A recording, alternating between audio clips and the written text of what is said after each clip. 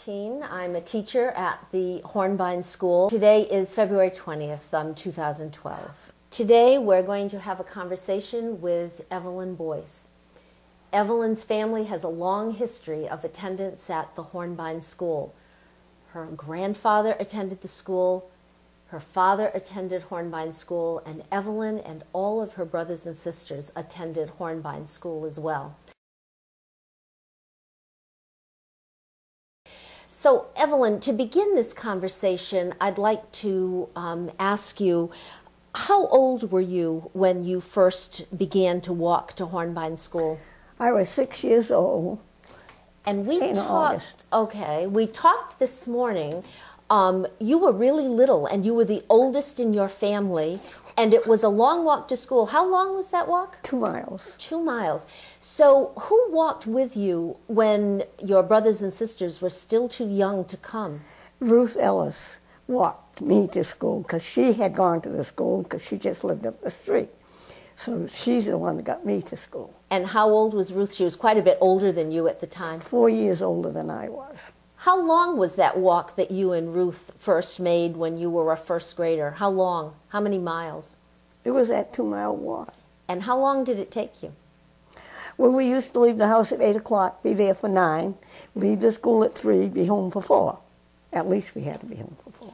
What did you see? I know Rehoboth was not nearly as populated as it is today. So what were some of the things that you might see on your walk to school, on that 2 mile walk? You might saw dogs or cats or even deer and stuff. They used to go hunting, things like that down around our way. Were there any houses at all? There was 3 houses. There was the ones that came in from Portugal.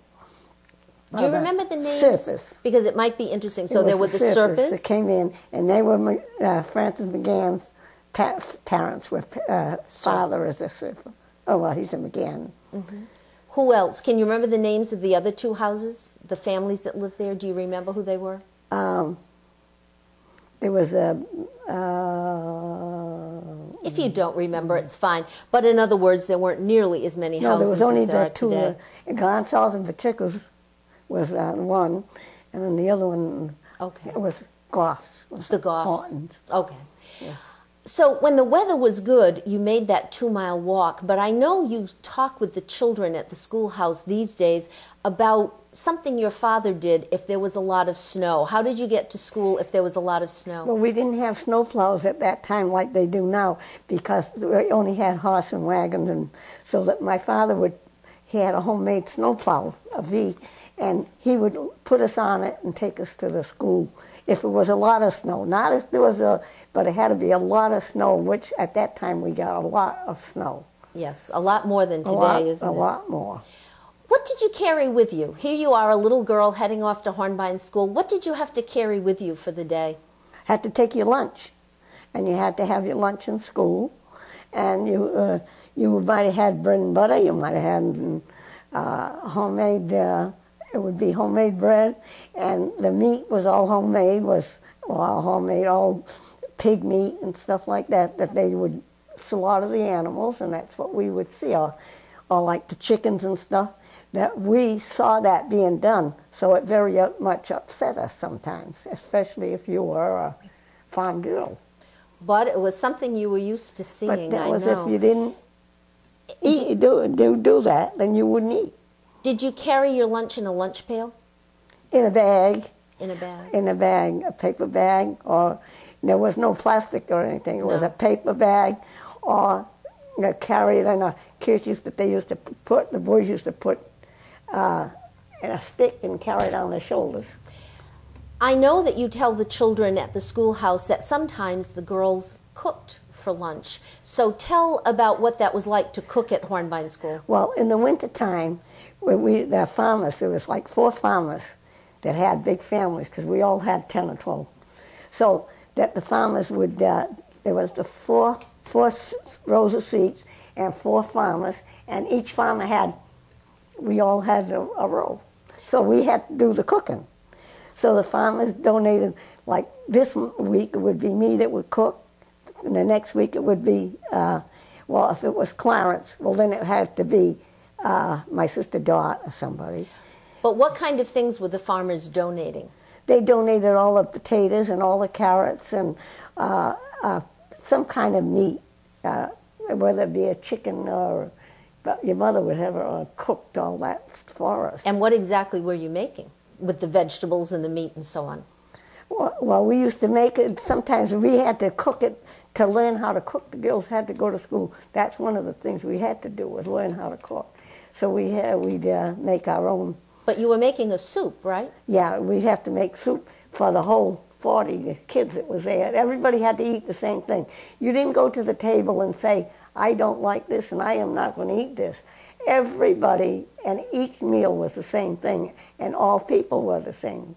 All of us children had to eat whatever your mother found, whatever your mother usually put on the table.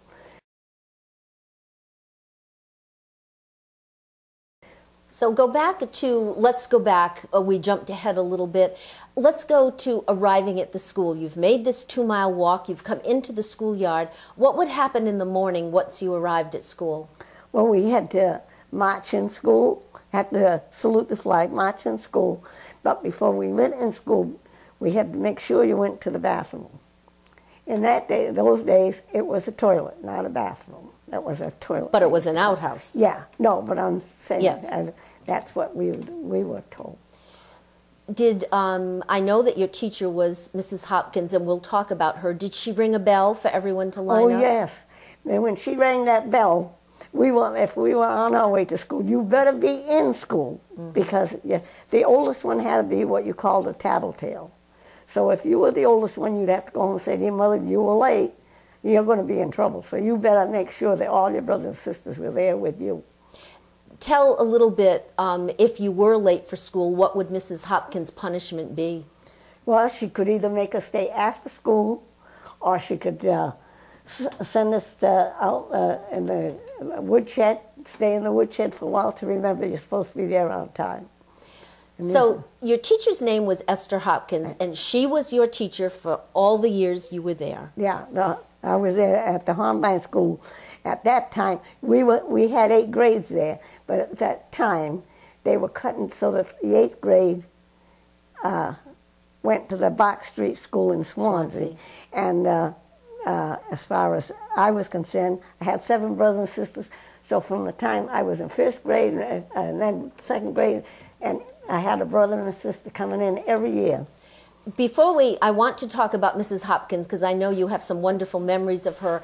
Just tell also, when you would enter the building, how was the seating arranged? How did you sit? Because there was a special way for the girls and boys to sit, yes? The girls on your right and the boys on your left. You marched in school, and you better not talk when you were in that march. Get in school, and you had to salute the flag. You had to say the Lord's Prayer, whether you wanted to or not at that time. That was a request. So tell a little bit about Esther Hopkins. She taught at Hornbine School for a number of years. First of all, yes, for all the years that you were there, I know. Tell what you remember about Mrs. Hopkins. Describe her a little bit. Well, to me, Mrs. Hopkins was a real nice teacher. And there was no teacher's pets or anything. So that she was the one that made sure that nobody thought that she was better than you or me. And these are things that she would make us understand. You were no better than I was.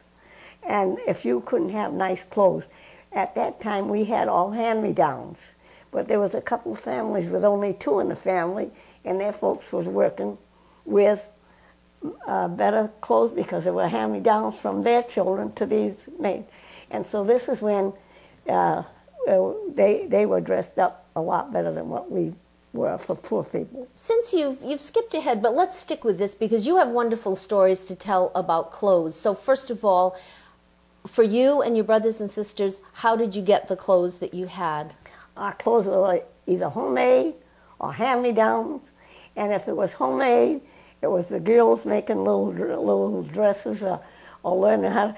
And I read in the paper the other day where people don't wear aprons anymore, but that was one of the first things that you were told. You had to learn how to make an apron. And you could embroider it, you could You had a lot of embroidery and stuff because that was to keep you busy. And crocheting, if you were a knitter, you did that. So that you had all homemade clothes. You didn't have any bought clothes to mount. But tell the children a wonderful story about the rag man who came from Taunton. Tell that story. Oh, well, at that time we had what we called a rag man that used to go around to pick up the rags from Fall River. He would come up through Taunton and come out through Rehoboth.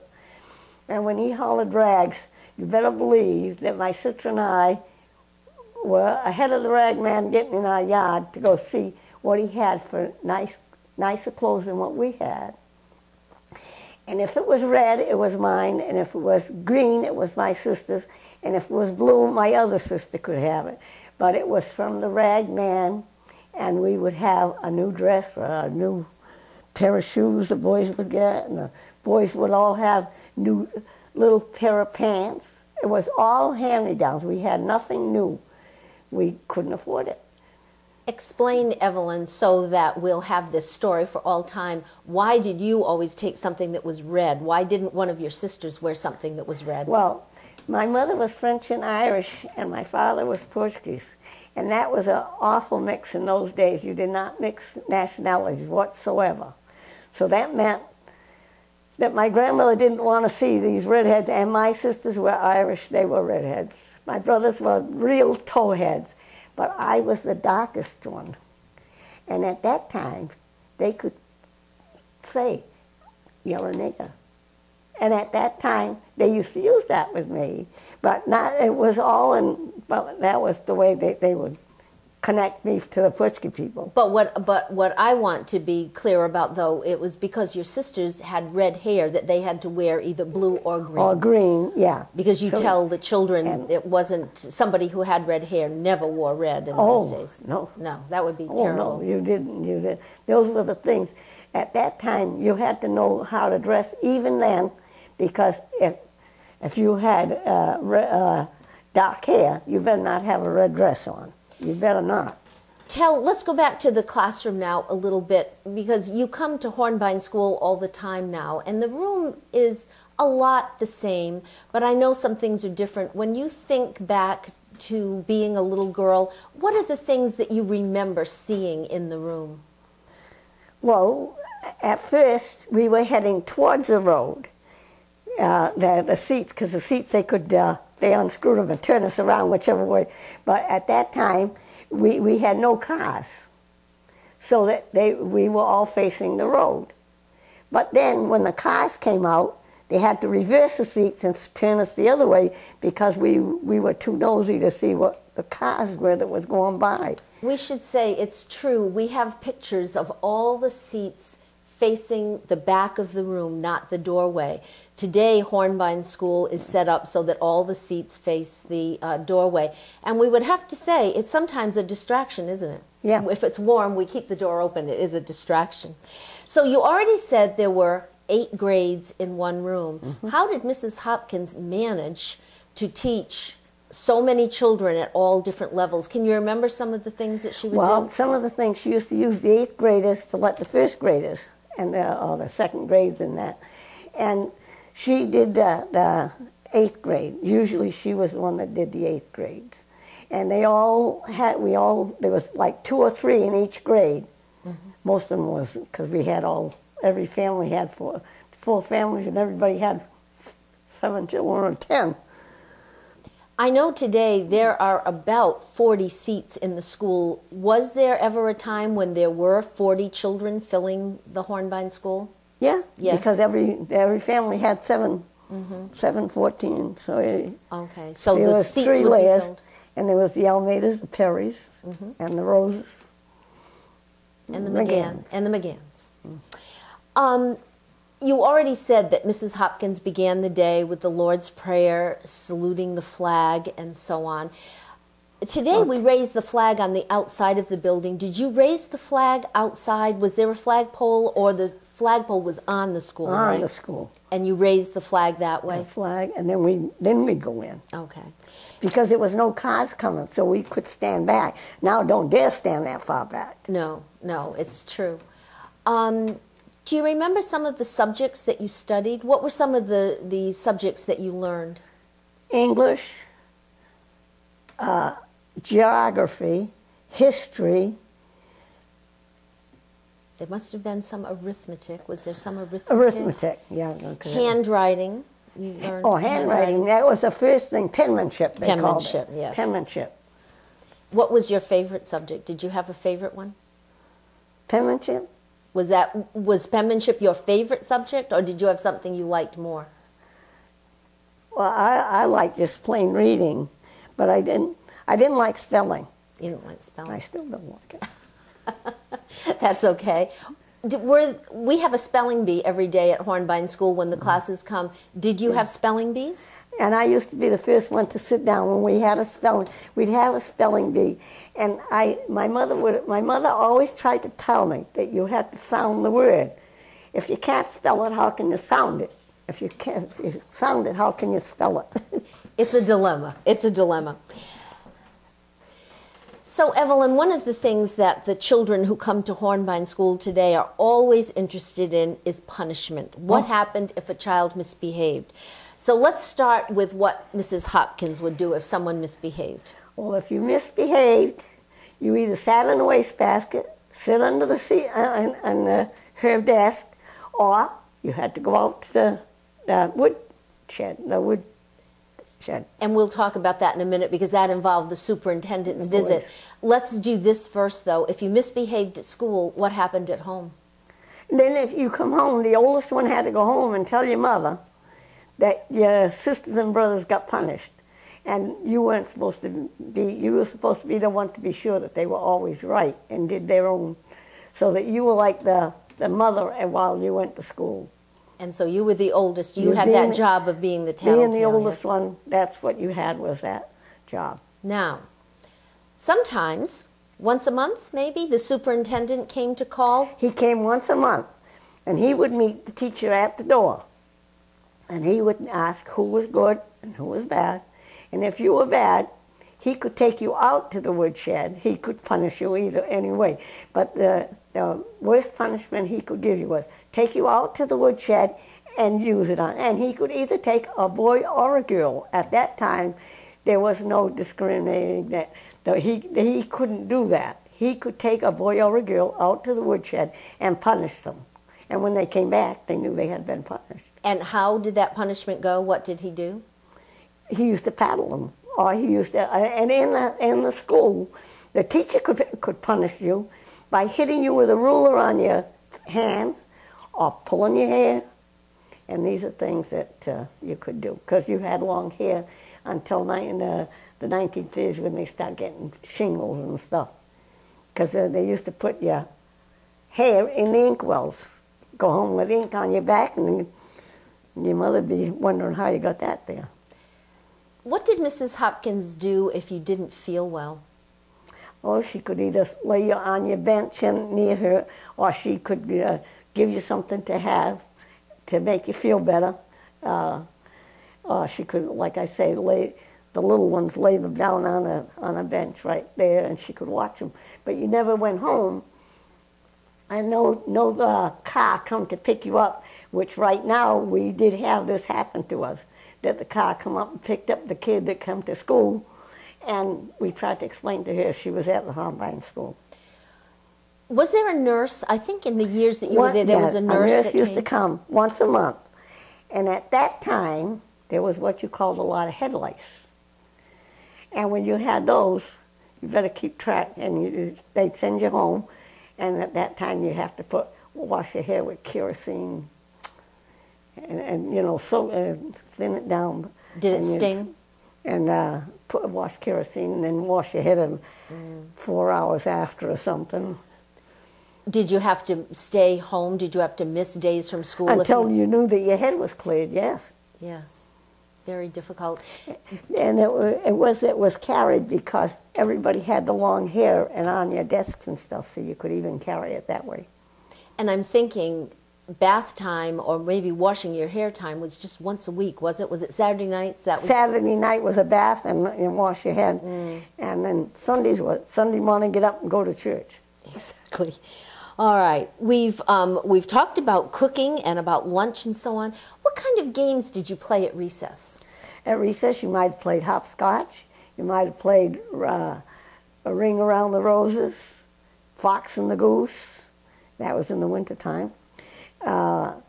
You could, the boys would play ball, but now all this, like playing ball, they had to make a ball with a roll of string, and then they put tape on it, and cut a tree limb down. They didn't have no bats and balls. Right. We didn't have sleds and all this. Was homemade things. Did you have dolls? Yeah, we had dolls. You had to make rag dolls. Yes, maybe from some of those rags the rag man brought. Yeah, he brought our clothes along, so he brought some of them too.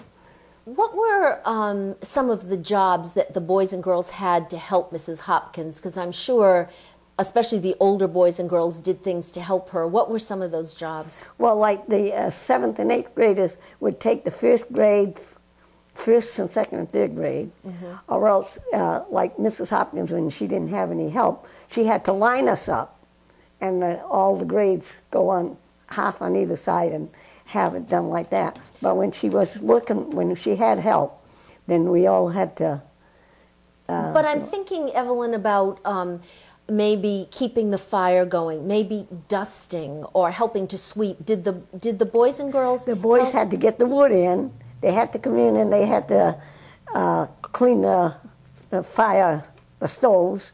The girls had to wash the dishes that went, because when we had soup and stuff at the school, we had to make sure everything was done before we went home. So instead of having first graders, and that was the 8th graders more or less that did all that, because we didn't have running water.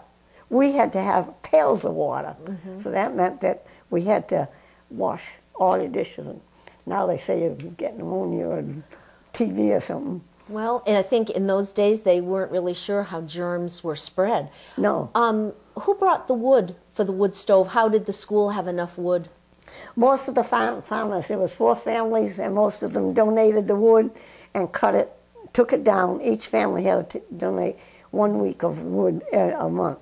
Okay. Oh, so it was an even sharing there. When school was over for the day, you had to make that 2-mile walk back home. Could you just relax and play? No, you better be home by 4 o'clock, by 3, because you left the school at 3. You better be home by 4. Like in the morning, it was the same thing. And in the wintertime, if you went sliding on the ice, because they used to have an ice shed, so that we would go down and you could go sliding.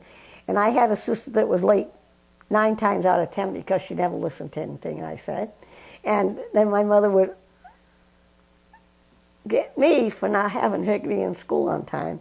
And the teacher could ring that bell. Now, she went 2 miles, but my mother could hear that bell. We could hear that bell up to our house.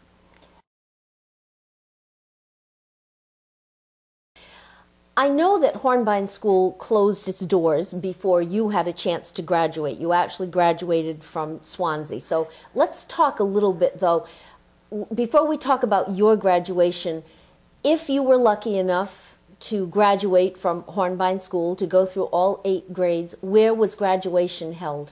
It was held, well, graduation when I went wasn't held at the Hornbine School because they had cut it to the 7th grade. Okay. So I graduated from Bois Street School in Swansea. I know you did. Let's go back, though, because you tell the children, if in the earlier years, if you graduated from Hornbine School, was the graduation held in the schoolhouse? It was held at the church, a Hornbine church, up till my time. And then, see, they closed the school in 1937. Right. So that was why that.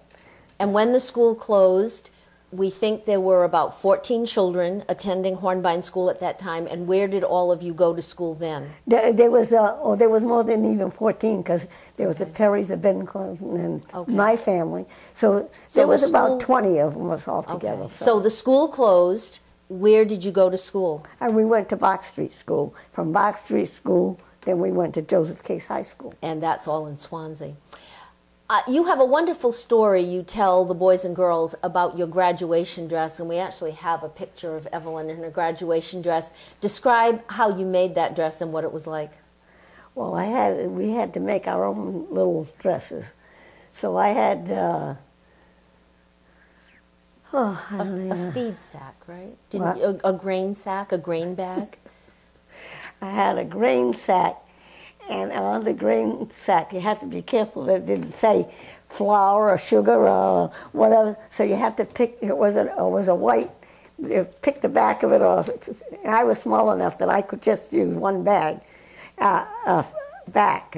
But some of the girls had to put patches, and you wore grain bags was your dress. That was a dress. That was all you had. And what did you do? Because you did something special to your dress made out of this grain bag. You did something special to make it a little prettier. What did you do? I put crocheting on it, and my sister put some little green on hers because she was Irish. So she put the green on her so that because we were two of her size, so that she didn't want me wearing her dress. You've gone back to how the school day might have begun, but at home, what were your responsibilities at home late in the afternoon? I had to go home. I had to help cook because I was the oldest one. I had to learn how to cook. And my sisters had to go up and make the beds and stuff. Mm-hmm. And my brothers had to help with the chores outside. Milk the cow, get the cows in, milk the cow, and feed the chickens and kill the chickens for us to have meals.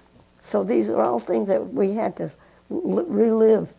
And we didn't have butchers and stuff that came to our house. You had to go milk the cows and go get, and in the summertime it was pick the strawberries, pick your blueberries, and the girls had to learn how to can. So you had to do all your canning. You didn't put them in the freezers. You had to can it. So you had a lot to be responsible for at home. We want to know more about Evelyn's family. She had a big family, and many of her brothers and sisters are still alive. So Evelyn, first of all, tell the names of your mother and father. Your father's name was? Manuel Rose. And your mother's name? My mother was Martha Daly. And then tell about your father. What was your father's work? My father worked at the Reinhold Finishing Company. He was a mangle tender, they called it. That was his job, tending mangles. This is if the machines became, the machines didn't work correctly. Did he work on the machines? No, he was on cloth. It was in a cloth factory where there was Reinhold cloth. And where was that? Yeah. Was it in Fall River? No, it was in Dayton. North Dayton. North Dayton? North Dayton. And then tell about your mother, because she had a large family to tend, but what did your mother do to help? What was the work that she did, Evelyn? My mother was a housekeeper where she lived, because my mother had lost her mother and father, so she lived out where she was. She was too young to be by herself. Okay. You have a lot of brothers and sisters, and you're the oldest, born in 1920. Who was your next? Dorothy was born in 1921. And tell a little bit. Well, let's tell a little bit about Dorothy. Did she have a family? Dorothy had a family of 4 children. Do you want their names? Sure, go ahead. June, Richard, Helen, and Francis Borges. And Clinton had 1 son, Michael Rose. And what did Clinton do? What was his Clinton work? Clinton run the Dayton Red and White in Dayton, a grocery store. Okay. And Clinton, and then there was Jeanette, and she had 1 boy, Paul Jakes, and she lived in Taunton, and she worked at the Sylvia Electric Company. And then there was Lester, and he worked at Reed Barton, and he had 2 girls, Linda and Brenda Rose, and his wife was Alice. And then there was Bob, and Bob had 4 children. 4 children. If you can remember, if you can't, it's fine. What did he do for work, Evelyn? Bob? Yes. He works on the farm. He was a farmer. Yeah. And do you remember his children? Yeah, it was, there was Bob and Timmy and It may come to you. We can put it in. If it comes to you, we can put it back in. I know you'll say, I know all these children so well. Don't worry about that. Susie, and now I'm trying to think of the older Susie, and then there's one other one. And then do we come to Henry? Are we down then to there's Henry? and he had David and Stephen. So there's only one kid I'm leaving alone. That's all right. It'll come to you. And what did Henry do for a living? Henry was he sold insurance, didn't he? Involved in the insurance company. Yes. On the people. Yes, he did. He worked as an insurance agent, I know. Then we need to tell about you and your husband, Joe. So first of all, tell about this wonderful man you married. Well, I married him in 1955. And his name was? His name was Joseph Bois. Where did he come from? He came from right up the street when I met him, but he came from Fall River.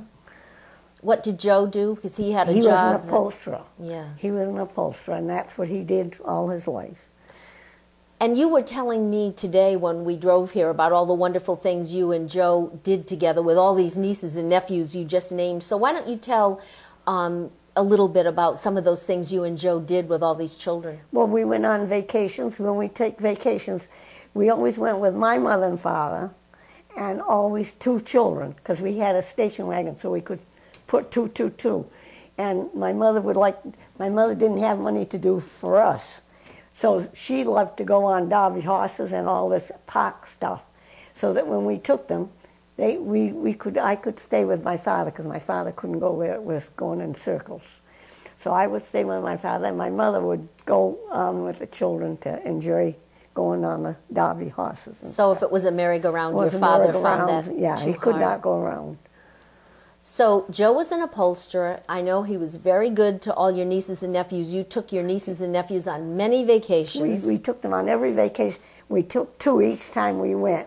It was 2 different ones, so to make sure that we had them all. But we did get to take the whole 14, 2 at a time. So one of the things we haven't talked about, and this is really an important part of your life, was what your work was. What was your work? I did housework. Well, I brought up the children. And I did housework out for 4 years. And then from housework, I went to Reed and Barton. What did you do at Reed and Barton? What was your job? I was a clerk at Reed and Barton. And you didn't have to go to college for that at that time. No, but I know you worked for a long time, and you were really a valuable person at Reed and Barton. I worked 28 years. Okay, 28 years. No, not 28. I worked there from when I was 1940 to 25 years. Yeah, it was a long time, I know. So we've talked about brothers and sisters, about your mother and father a little bit. What else would you like to? Can you talk a little bit more about the farm? Now you said your father worked outside of the farm. How long did he work on the farm, and then when did he work outside? My father would work on the farm in the morning because he had 4 boys. And so he would cultivate and get stuff ready for the boys to work on the farm in the afternoons. He would do all the plowing. My father did all the plowing, planting, and the boys did all the picking. All the girls too, but I mean, most of the stuff was done by the boys, the hoeing and all that. And the girls would just have to help pick strawberries. And we used to have lots of strawberries where we used to pick crates of strawberries and go in. They had to go to the wholesale, and one of the farmers would take all the farm stuff. You know what, so strawberries makes me think of a story you used to tell at the schoolhouse. Tell what you tell the children. So even if you were very young, maybe just 6 or 7, how many pints or quarts of strawberries were you expected to pick? You had to pick, before you could come in for supper, you had to make sure you had 25 quarts picked. And all, little, you know. And then after, when you got to the 3rd grade, well, you better be picking. And tell what your father said. So you've been out picking strawberries, you come in, and what is his question at dinner at night? How many you picked? And if you hadn't picked enough? Then he met you like at the steps. And when you were going in for supper, he'd say, how many quarts did you pick? And if you said 2 or 3, well, just go upstairs to bed if you're not hungry. But if you picked enough, then you could go in to go to the table. Because what do you tell the children? If you hadn't picked enough, what hadn't you earned? You haven't earned your room and board, because our room and board was a quarter. And if you got a quarter, well, we were rich. And, well, we got nickels to start with, and then you got a quarter. Yeah. Yeah, that's a good story. And it's very surprising to the children today, isn't it, to hear that you might get sent to bed without any supper? Oh, yeah, if you didn't behave, you went to bed without supper. And you said, yes, ma'am, and no, ma'am, yes. And it wasn't, yep, nope, I want. It was yes and no and thank you. Thank you for everything. And before you got up from the table, you better thank your father for having that meal on the table for you. And you said you still live in the same house that you grew up in? The same street, but I'm just one house up. My brother's in my house. So yeah. tell where you are today. What's the number of your house? 68 Pitcher Street, Rehoboth. And how many acres did your father have to farm? We had 25 acres. 25. And did you grow just strawberries, or did you grow other things? We grew strawberries in one lot. We grew corn in another part of the land. And then we had potatoes in the fall, so that you had to have all your farm stuff, and the girls had to keep canning to have stuff for the winter. So that when the stuff went to market, you picked it by the crate. Now, only one Sunday we worked on a Sunday picking strawberries, because at that time you did not work on Sunday. You better not. And one Sunday we worked, and we had a terrible storm in the afternoon. My father blamed that to picking the strawberries. But yet he was the one that told us to go out and pick them. But Sunday was supposed to be Sunday a day was of rest. a day of rest, and you were not supposed to be out there picking. So talking about that makes me think about another story. You can tell, we tell a lot of stories at the schoolhouse, that in the spring, it was the girls' job to be picking strawberries. And what do you always say to the boys? You always say, oh, don't think you got away with not doing anything, right? What was the boys' job? Oh, they had to do the whole one. They had to put the manure out on the land and then plow and that. But I'm thinking about picking potatoes. What time of year did the boys sometimes not have to go to school? In October. The girls used to have June out to pick strawberries and that.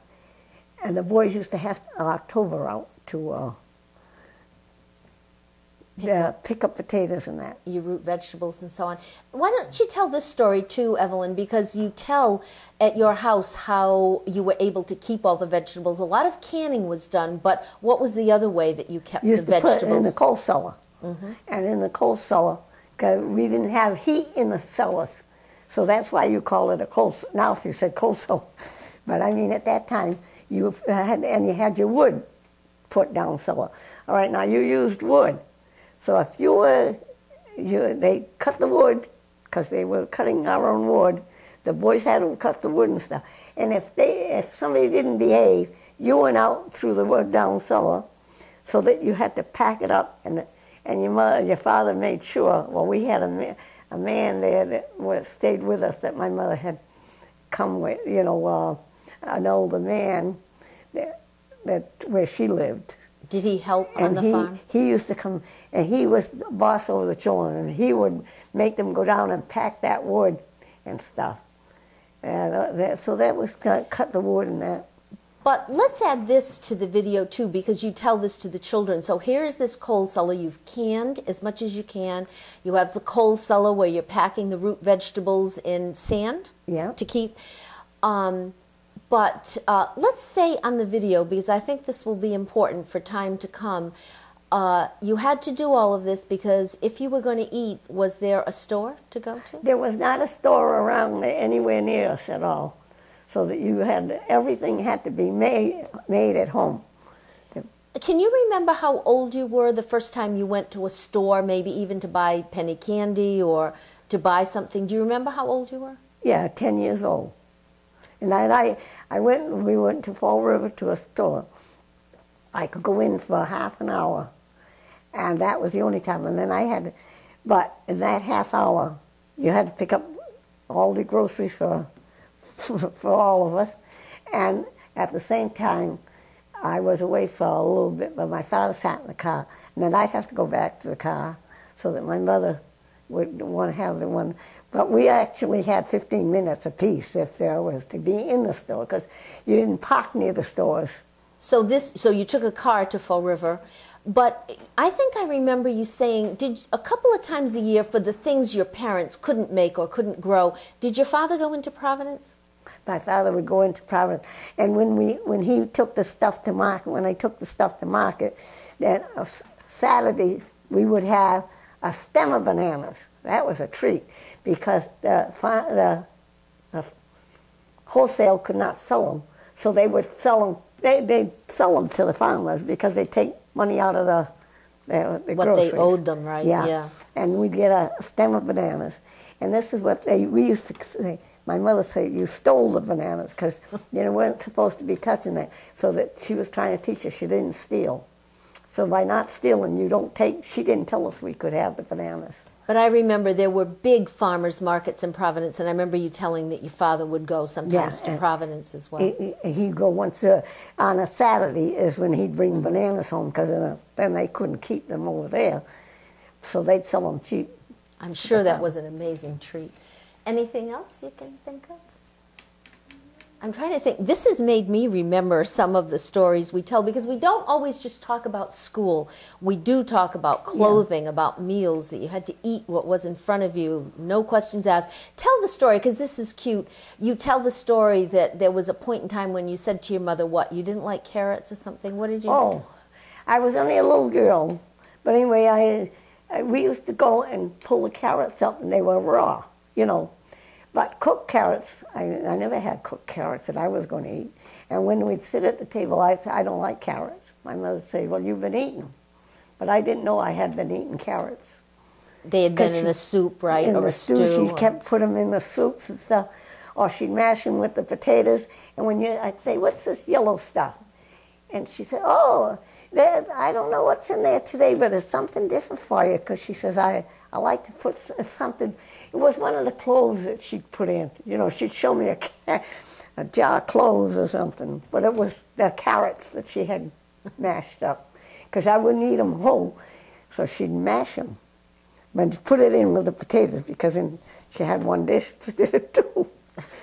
I didn't know that's what she was doing, but she was saving dishes at the same time for her. So you learned you like carrots even though you didn't think you did. I like carrots. I ate carrots. Now I eat everything. I was going to say, nobody eats everything as much as Evelyn. Evelyn she loves everything. Everything, yeah. Everything. Because I had to learn to eat it, for my brothers to eat it now, or my father didn't. And you didn't say you didn't like it. That was it. No, because that was all there was. I know she tells the children, your mother didn't make 2 or 3 meals so that for one person who didn't like this, they would be something else. She said, same for everybody, you ate it. Yeah. I don't know. Anything else you can think of? I can't think of anything. Let's turn it off. Okay. All right, go ahead. She had an old Victrola. We had an old Victrola that when she got married, her father had given it to her for a wedding present. And we used to sit in the wintertime and listen to the round records, the Edison, Yeah, oh my gosh. I guess this is before I remember. The Edison record player. So it was actually a record you were putting on? Yeah, it was a table record player. And you'd slide them in. Oh, you'd slide them in. Yeah. And what kind of music were you listening to, do you think? Back in 1800, what was you listening to? You weren't listening to the silly music like you listen to now. Was it an orchestra or was it someone singing? Can you remember? Was any of that? They were, they were... Opera, maybe. Was it opera, do you think? No. But, oh my goodness. Yeah. So it must have been like a cylinder. Was it flat or was it round like a cylinder? It was round. They were round, and you'd slide them in, and then you'd put the Victrola on, and you'd play. We never had electricity until the 1930s. So you had to crank it up. Yeah, you had to crank it. Yeah. It wasn't the tall Victrola. It was one you'd put on the table. Yeah. Did you have running water when you were little? No, we never had running water. The boys had to go get the water, and like to wash clothes and stuff. The boys had to bring the water in. You had to heat it on the big boilers, and then you'd hang your clothes out on the clothesline, and now you don't even know if people are washing clothes. I know it took a while before electricity came to Rehoboth, especially the back roads and so on. Do you remember how old you were? Did I already ask that? But how old were you when you had electricity? 1930. So you were 10. You were 10 years Yeah. old. And then how about a telephone? How long was it before you had to stop running to the neighbors? Do you remember when you had a phone? About the same time. About the same time. Yeah. Yeah. And how about running water? When did you get that? Oh, when the electricity came in. Uh-huh. All about that time, that's what I said. About the 1930s, maybe? Yeah, all in the 30s. Because up to 1930, we didn't have anything really, and then 1930s. So I was surprised. Your father drove a car into Fall River. Did you take the trolley? Because you could get the trolley. No, you could get a trolley, but you could put 10 people in a little car. Today you can't put 5 in a little car. Wow. So all your brothers and sisters could fit in? Yeah, and my father had got a Hupmobile, which, God forbid, that was the first big fancy car, and if he didn't buy that, he wouldn't have had a job. But the car was like $1,800, and my mother almost had 1,800 fits. I can remember that, boy. Oh, that wasn't a good So buy. who made that car, Evelyn? Do you think was it Ford? Do you think it was a Ford? It was a Hupmobile. The name of it was Hupmobile. I do not. Do you know No, it was something that if I had it now, I would have a real antique. Where did he buy it, do you think? Did he go to Fall River to buy it, or Providence? No, where he worked, the guy was selling these cars, and if he didn't want to buy it, then he was going to work. And that was in 1923 is when he had car. I do not know that car. So And that's... what do you mean when if he didn't buy it, he was going nowhere? What do you mean by that? Why did he have to buy the car? Because he was going to go to, he had that job, and in order for the boss to, In order for him to get to work, was that the only way for him to get... that was the only way he could get to work.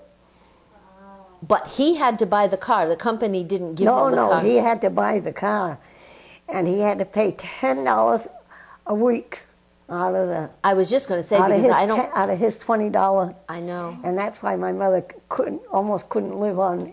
She didn't, because we lived on the farm, you know what I Yeah. mean? Only he was just starting. Because I know he didn't have $1,000 to spend. No. We had nothing. How long do you think he owned that car? 15 years, and it run every day. Now he used to say, car don't run. And tell me how, you said it was a Hupmobile, can you A spell Hupmobile.